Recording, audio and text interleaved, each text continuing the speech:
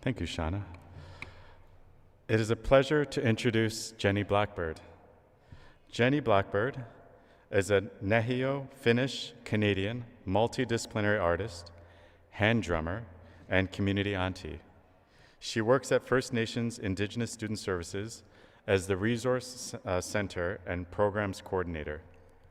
Jenny is also a recipient of a University of Toronto 2019 IDIRD Award and producer and co-host of Indigenous Waves radio show, which takes place on Mondays from 7 to 8 p.m. on CIUT 89.5 FM. Jenny will be sharing a song and drum performance with us. Thank you and welcome, Jenny.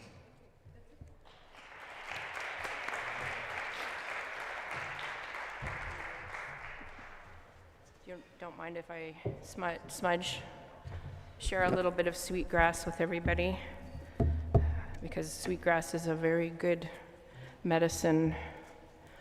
It represents kindness. And we will have sweetgrass at the Zeebing fire as well, but I just like to light the sweetgrass.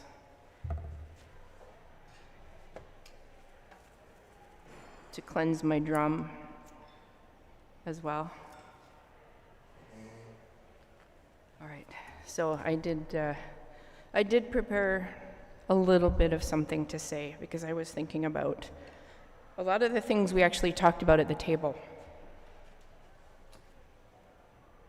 Which, thank you for that opportunity to hear everybody and to also share how we feel about what this means.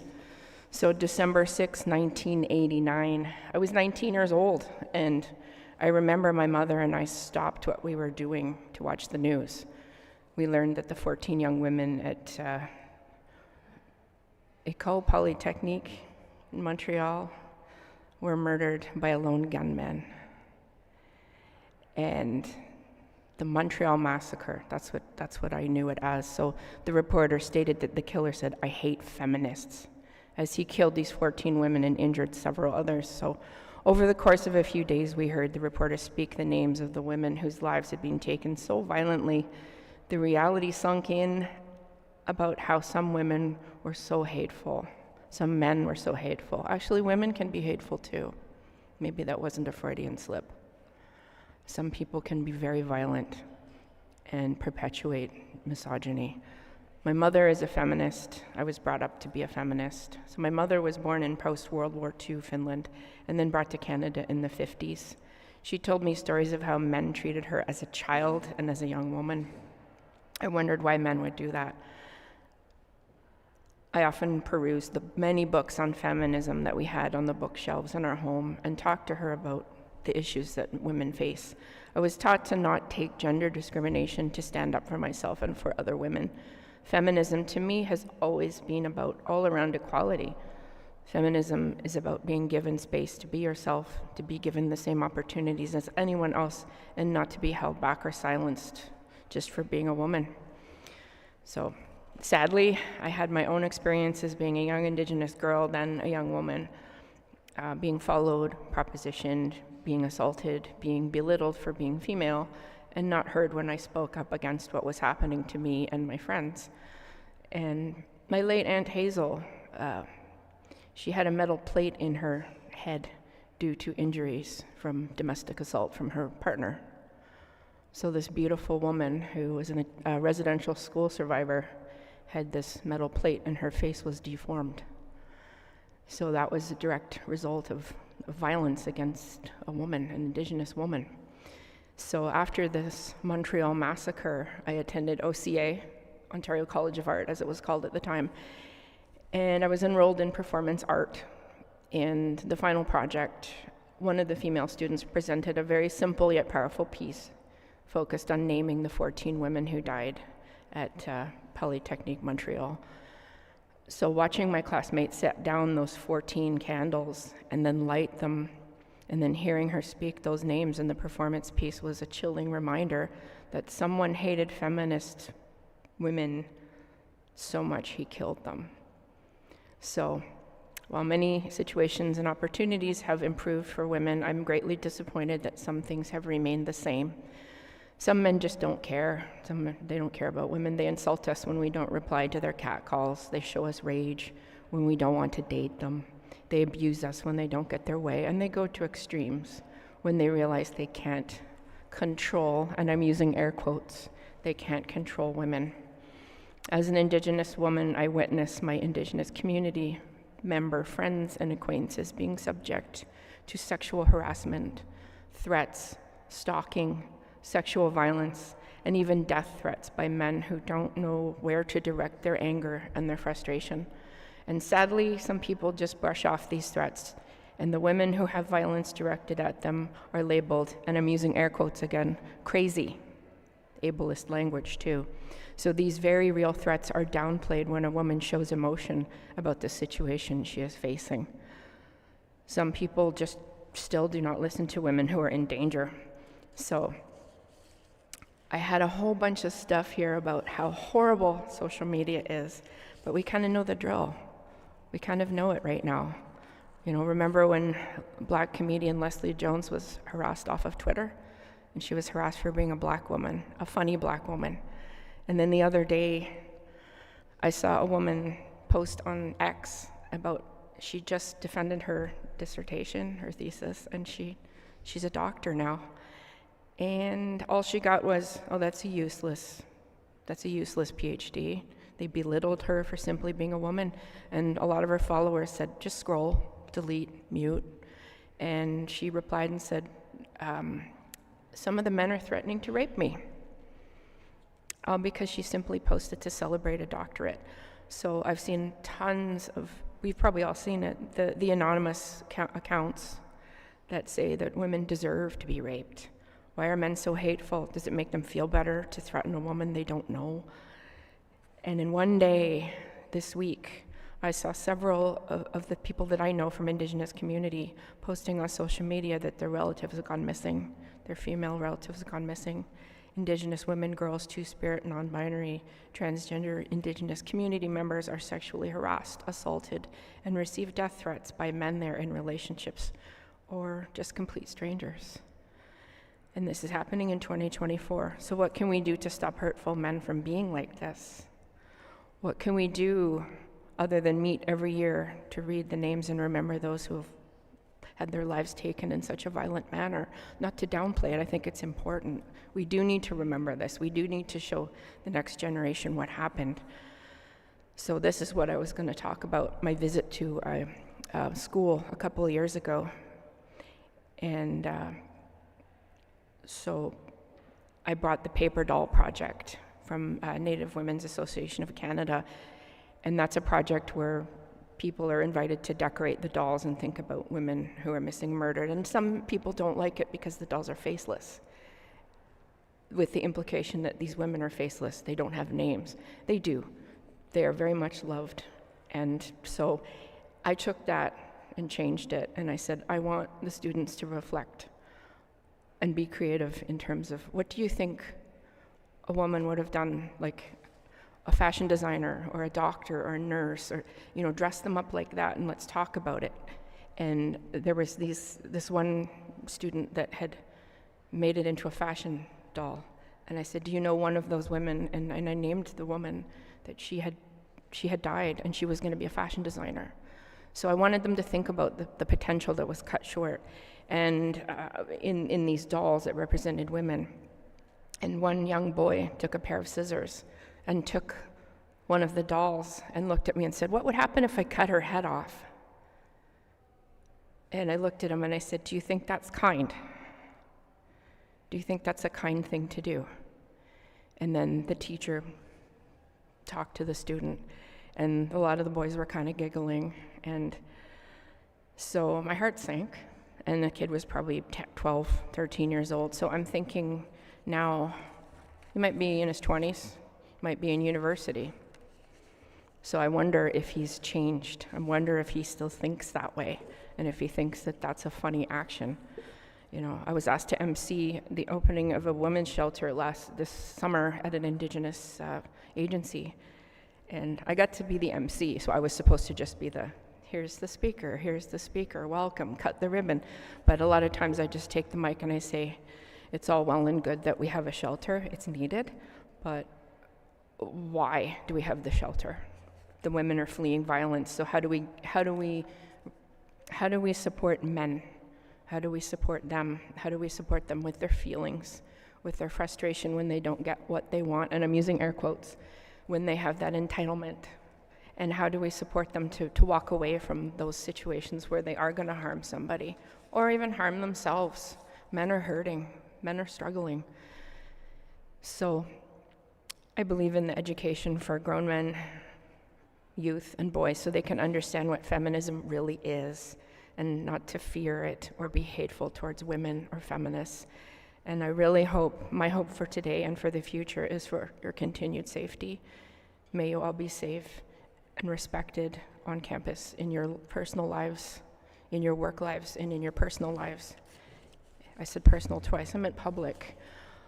May you always be safe and feel safe, and if you don't feel safe, you have the voice to reach out and talk to somebody about it and get some help, get support that works for you.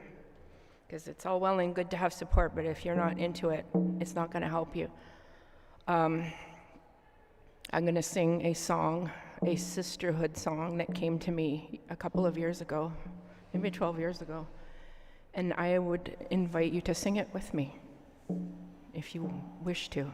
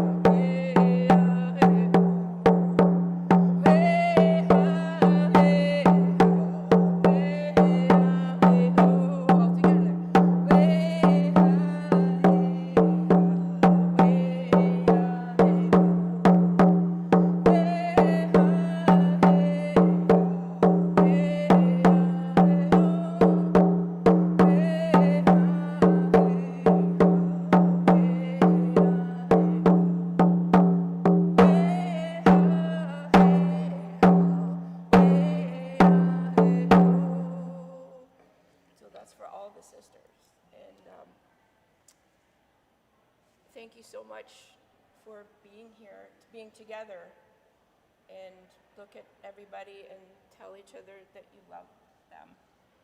I love you, I love you, I love you. Because I really think we forget that deep down inside. We all do love each other.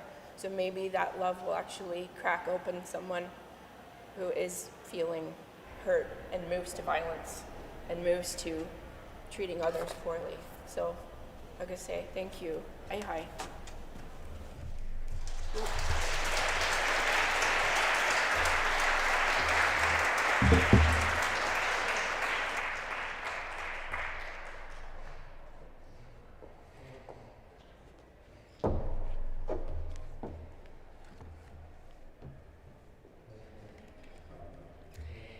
Thank you, Jenny Blackbird, for your beautiful and moving performance.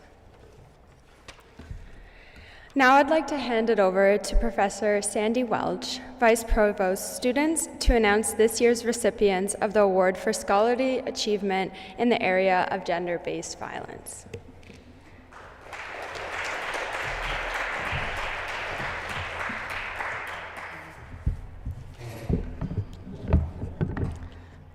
Thank you, Shauna, and I want to echo what Jenny said. Thank you all for being here on a Friday, a cold, snowy Friday.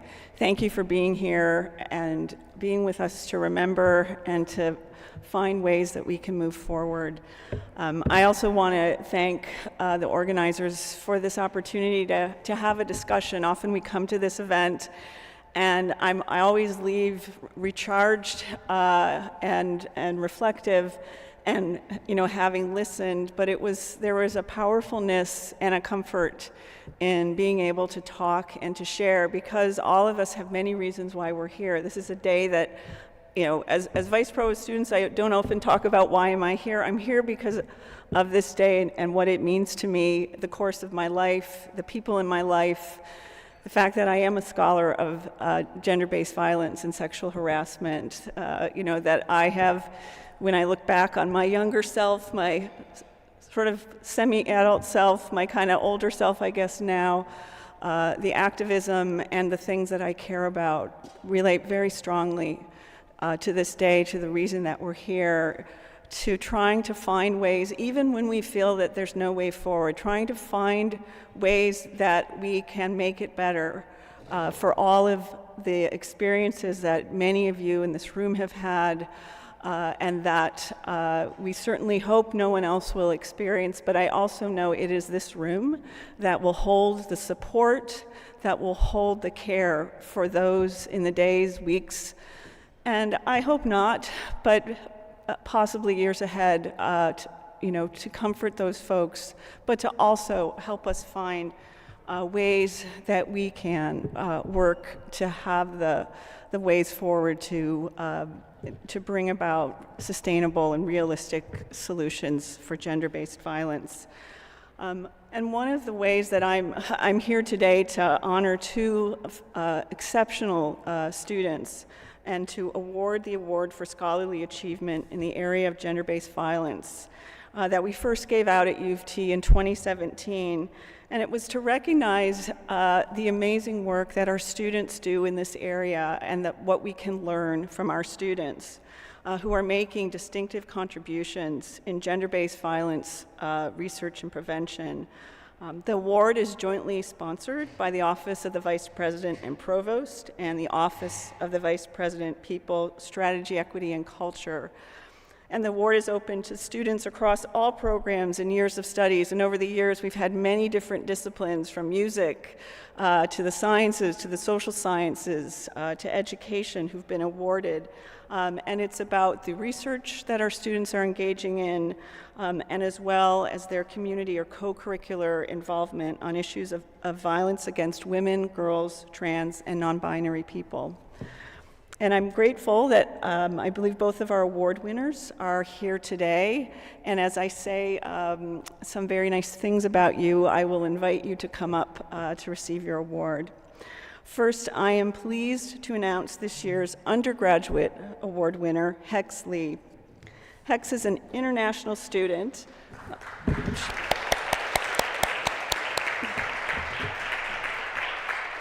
Hex is an international student who is pursuing a double major in sociology and women and gender studies, with a minor in sexual diversity studies at the Faculty of Arts and Science at Trinity College. Their academic work draws on and builds on their personal experiences around sexual violence and marginalization due to gender nonconformity, and it shows Hex in the work that they have done demonstrates a deep commitment to understanding and combating gender-based violence. Their academic pursuits focus on dismantling patriarchal and heterosexist systems, drawing connections between personal experiences and broader societal structures. Beyond academics, HEX actively supports the queer, Chinese, and migrant communities through education and service, fostering solidarity and resistance against oppression. One of HEC's supporters for this nomination noted their passion for addressing gender-based violence, not just through words, but through action, and said that what set HEX apart was their dedication into community activism, which includes their volunteer work at many Toronto-based organizations that are vital to the queer community, such as 519, Let's Stop AIDS, and HQ Toronto. HEX, I applaud you for this work and your dedication to these profoundly important areas. And I'm supposed to invite you to come up, but you're already up here. So I will hand you your certificates. There you go. Thank you so much. Congratulations. I think they want us to pose for a photo.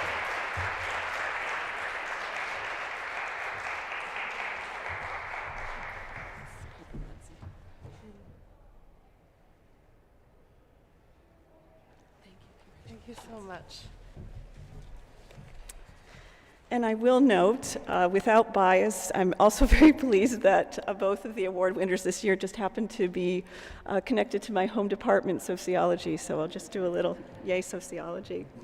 And now for our graduate recipient, I'd like to announce Roberta Silveira Paploma as this year's award winner.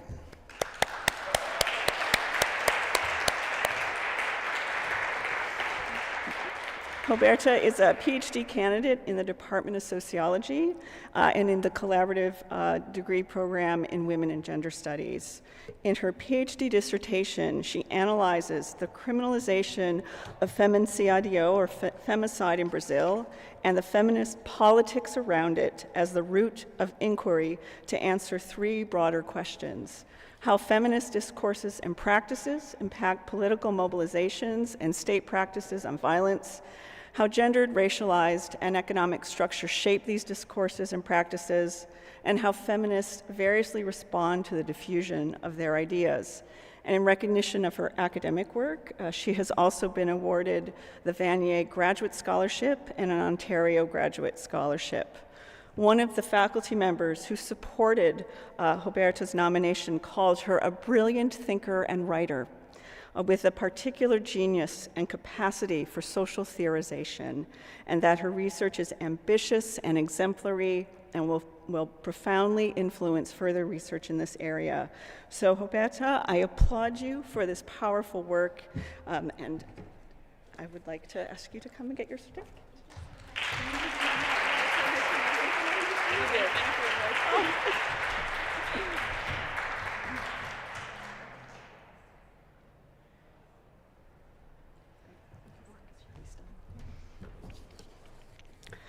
So congratulations to our award winners. And as both Hex and Roberta's work illustrates, there is an impressively broad range of work that is happening at our U of T that our students are doing, that our students are leading. And we saw this in the diversity of topics in our award applications. And often this work happens quietly and sometimes behind the scenes. We know that this can be difficult work, and the conversations surrounding this work can be challenging to share. And it's why we believe that it's so important to honor this work every year on December 6th. I also would like to thank this year's award selection committee members, Professor Tracy Lemos from the Women and Gender Studies Institute and cross-appointed to the Center for Diaspora and Transnational Studies, and Professor Beverly Esiu, who is based in Global Health in the Institute of Health Policy Management and Evaluation at the Dalalana School of Public Health. And I want to thank you for your careful consideration of our award applications, and on behalf of Professor Kelly, Hannah Moffett, and myself, thank you for helping us choose our award winners. And finally, I'll just note, part of our conversation at my table was about, when do we stop having this event? And I think I came away from, and our table came away from, that we don't stop. We continue to come together to reflect, to share in community, and to discuss how we can renew our commitment for the days and weeks and years ahead. So thank you all very much for being here.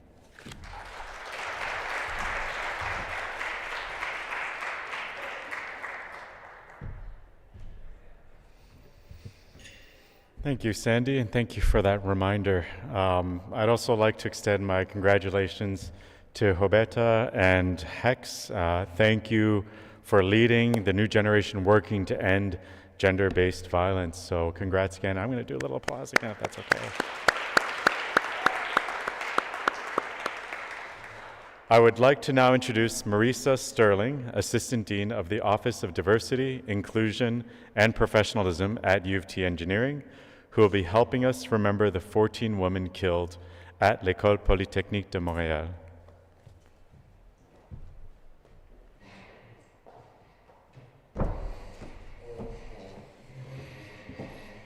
Thank you very much, David, and welcome everybody. It's an honor to lead you through the memorial portion of today's event. I am a white female with long brown hair. I'm wearing a beige blazer and a black dress, and I use the pronouns she and her. So our quartet will just be joining me here on stage, and we have also our name readers assembling on the side. So today we commemorate a tragedy. We do this to ensure that violence of the past is not forgotten, and in the hope that it will never happen again. Please take a deep breath with me as I tell you the story of December the 6th. In the afternoon of December the 6th, 1989, undergraduate students filled a fourth-year mechanical engineering classroom. A student presentation was being given. The neighboring cafeteria and classrooms of the engineering school were busy with people, including civil, chemical, metallurgical engineering students, along with staff and students from other programs. It was a Wednesday, and the goings-on I have described could similarly be a classroom or a building here at U of T or at any educational institution in Canada. But it was at École Polytechnique in the city of Montreal that the unthinkable happened. The scene I described would change within seconds, and the lives of families and friends and strangers would change forever. Join me in another deep breath. At about 5:10 p.m., a man entered École Polytechnique armed with a semi-automatic rifle, a hunting knife, and a suicide note. He entered that fourth-year mechanical engineering classroom and ordered the women and the men to stand at different sides of the classroom. Ushering the men out of the classroom, he then said to those who remained, "You're women, you're going to be engineers. You're all a bunch of feminists. I hate feminists." He opened fire on the women. 6 were killed, 3 were injured. He then moved through the corridors, the cafeteria, and another classroom, targeting and shooting the women for the next 20 minutes. Overall, 14 died. 12 engineering students, 1 nursing student, 1 employee of the university. And 14 other people were injured, including 4 men. Please take another breath with me. The women who were killed had families, achievements, ambitions, and dreams. Their lives were valuable and they had worth. They had a human right to exist and live their lives in safety. We will now honor the 14 women. I invite engineering students, graduate students, and staff to come to the stage one at a time to say the names of the women and tell their stories. This will be followed by a moment of silence and a short musical performance. Maria.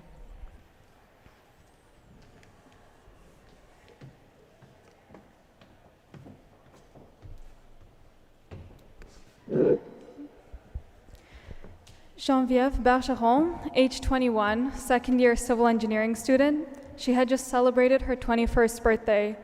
She had earned an engineering scholarship and also played clarinet and sang in the choir at the Montreal Symphony Orchestra. She was described as sweet, generous, and bubbling with life.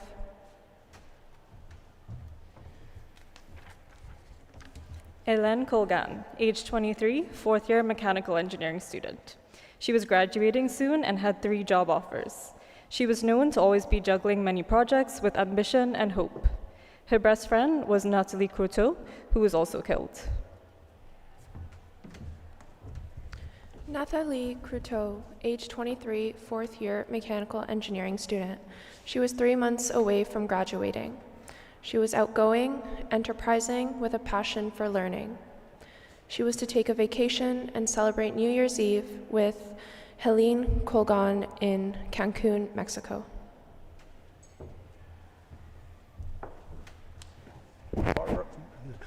Barbara Digno, age 22, fourth year mechanical engineering.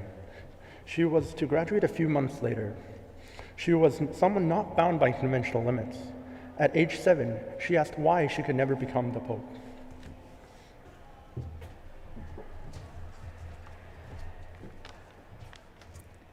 Anne-Marie Edward, age 21, first year chemical engineering student. She was known for being clever, loved to take on any challenge she could. She loved all sports and capsized the family boat 56 times in a row when trying to sail. She was buried in her school's downhill ski team jacket. Maud Havernick, age 29, second year metallurgical engineering student. She had a bachelor's degree in environmental design and worked as an interior designer, creating habitats for community living before going back to school to fulfill her dream of being an engineer. She was also an artist whose mantra was, if you feel like going all the way, well, just do it. Barbara Klugsnik Vidyevich, age 31, first year nursing student. She was previously studying engineering, economics, and food logistics. She spoke 5 languages and loved to help people. She and her husband moved from Poland to Canada in 1987 because they thought Canada seemed safe.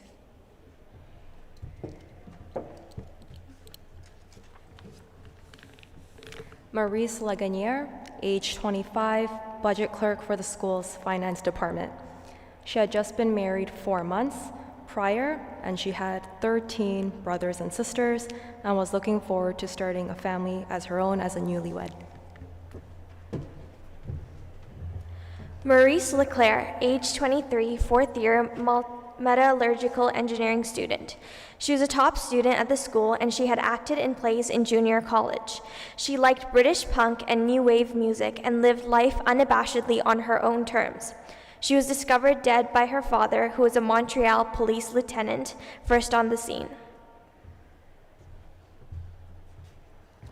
Anne-Marie Lemay, age 22, fourth year mechanical engineering student. She chose engineering after a close friend lost the use of his legs as a teenager, and as she helped with him with his rehabilitation, she realized the importance of mechanical devices. She never dwelled on problems and was organized and studious. Sonia Peltier, age 28, fourth year mechanical engineering student. She was to graduate the next day with a transcript of straight A's. Her intelligence stood out as she won every competition and secured every scholarship. She also liked to cook and teach others how to make pasta from scratch. Michelle Richard, age 21, second year metallurgical engineering student. She was a strong student and was in the middle of presenting a paper with Maud Havernick when she was killed. Her boyfriend was with her in that class that night. She had a calming presence, lived every moment intensely, and abhorred violence.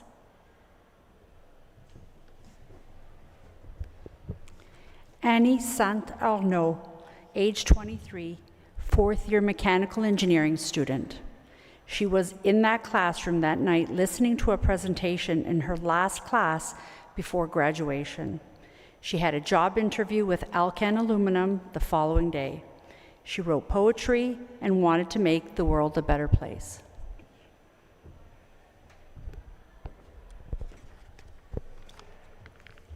Annie Turco, age 21, first year metallurgical engineering student. Her intelligence won her a Women in Science bursary. She was committed to nature and finding ways to protect the environment. She was lighthearted and a big hit with children. She taught swimming lessons for free to children with disabilities. Let us now take a moment of silence to remember and honor these 14 women and all victims of violence who have lost their lives in Toronto, in Canada, and around the world, and those women that continue to experience violence today.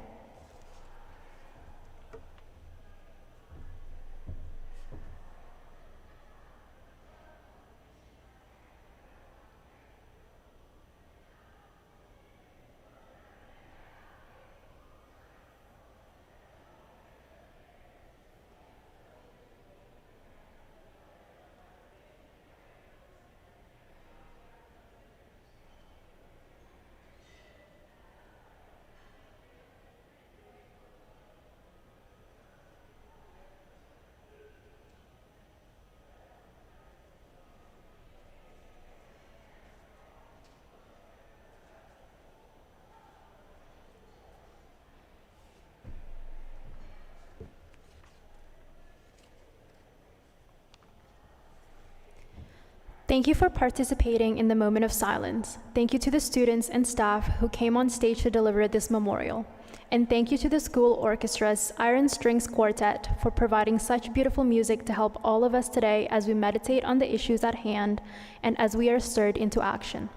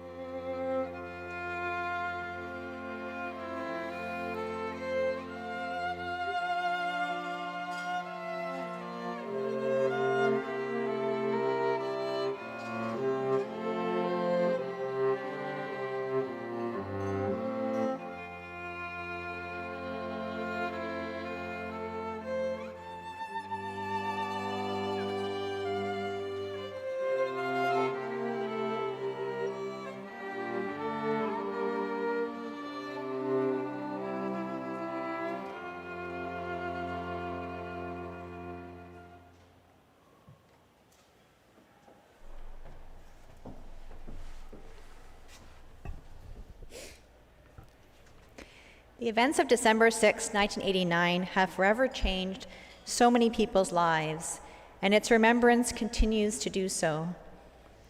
For me, someone who was in 1989 a third-year U of T chemical engineering student, and someone who has since gone on to become the president of the Ontario engineering profession, my life has been forever changed with the reality that I may never be truly safe in the world or reach my dreams because of my gender. My naivety as a student back then has turned into a personal exploration of feminism, an uncommon topic of discussion amongst engineers. I recently read the memoirs of Monique Fries, a notable biomedical engineer and researcher who herself had not considered feminism prior to the December 6th violence, but who wrote that she began to call herself a feminist after 1989. Dr. Fries was the first researcher to hold Canada's National Science and Engineering Research Council, or NSERC, Women in Engineering Chair. The position provided notable STEM researchers with the time and resources to increase the participation and retention of women in science engineering and to provide role models for women considering careers in these fields. Today, the program has 5 chairholders, has created the Ontario Network of Women in Engineering, also known as ONWE, has led research-based initiatives to remove barriers for young women and non-binary youth to pursue engineering careers, and delivers engagement programs like Go Eng Girl, Go Code Girl, and Girl Guides Badge Days.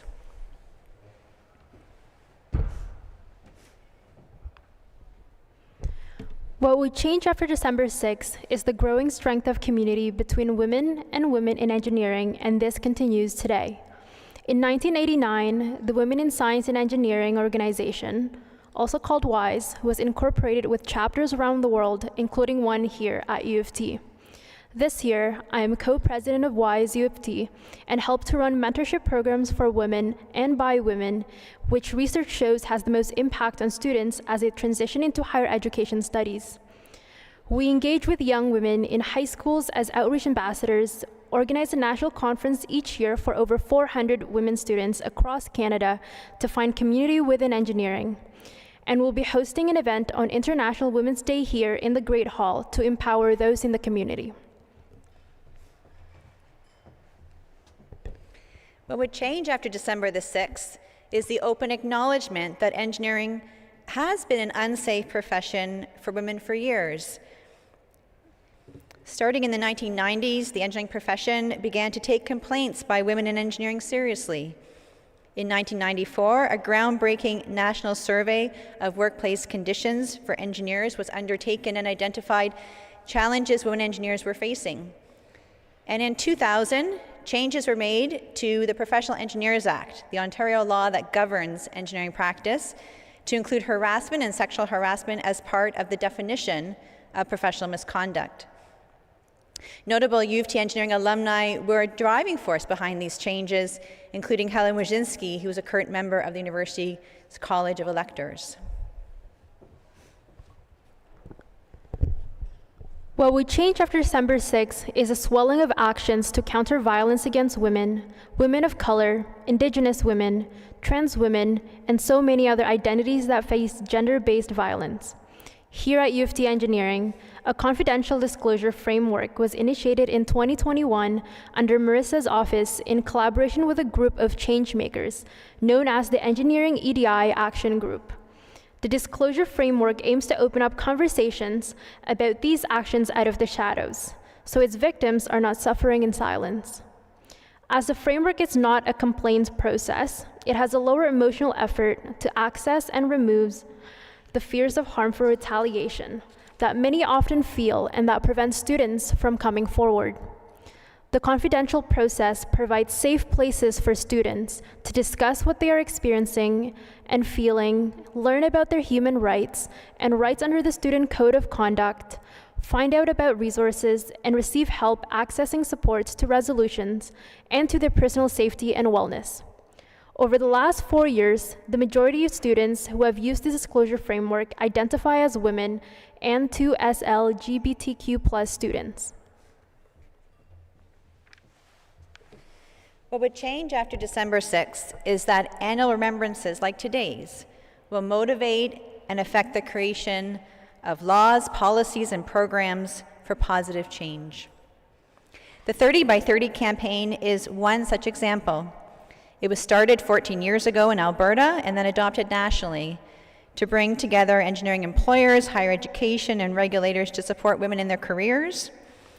And it has been noted that many women have chosen to leave engineering because of its unwelcoming culture. As a result, today, 20% of all newly licensed engineers in Canada are women, and the goal is to achieve 30% by 2030. Thank you to each of you for joining the memorial, whether in person, online, or privately today. What we have seen since 1989 is a system-wide approach to eradicate gender-based violence and all forms of oppression. And until violence against women has been eradicated, we will come together each year and remember these 14 women and the need for further actions. Thank you.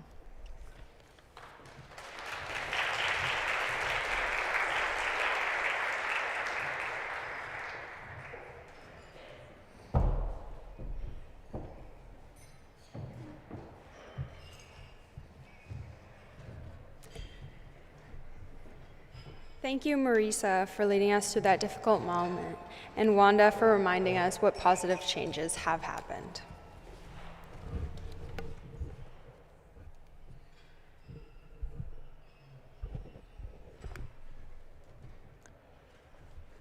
It's been 35 years since the murder of 14 women at L'École Polytechnique. As we feel their loss and remember their lives, we recognize that the misogyny and hatred that led to their murders still exists today. We mourn the more than 1,600 Indigenous women and girls who are missing or have been murdered across decades. We mourn the 22 people killed in Portapique and Wentworth Valley, Nova Scotia, 4 years ago. We mourn and seek justice for Rebecca Contois, Morgan Harris, Mercedes Moran, and Mashkode Bijiki, who were murdered in the Winnipeg area. In Canada, in the past year, more than 160 women have died from femicide, according to the Canadian Femicide Observatory for Justice and Action. In 2023, that number was 187. We know that women and gender-diverse people who are Black, Indigenous, racialized, living in poverty, or living with disabilities are at greater risk. In Canada, the United States, and elsewhere around the world, women, girls, and 2S LGBTQ+ people continue to face unacceptable discrimination that threatens their lives. In 2023, Statistics Canada reported that in that year, hate crimes targeting sexual orientation increased 69% from the previous year. The National Day of Remembrance and Action on Violence Against Women is about reflecting on this solemn truth, remembering those who have experienced gender-based violence, and reaffirming our commitment to action. I really enjoyed our conversations today and learning about the resources we have to become more informed, as well as the personal reasons our table decided to participate today. As I mentioned earlier, I'm the president of the Graduate Student Club at the University of Toronto, and I'll definitely be taking these resources and continuing these discussions with our group. Specifically, I'm interested on how to show up as allies. So how can I engage more men to witness the beautiful community we created with the engineering women? Thank you to everyone involved in today's event and the organizing committee for making it happen.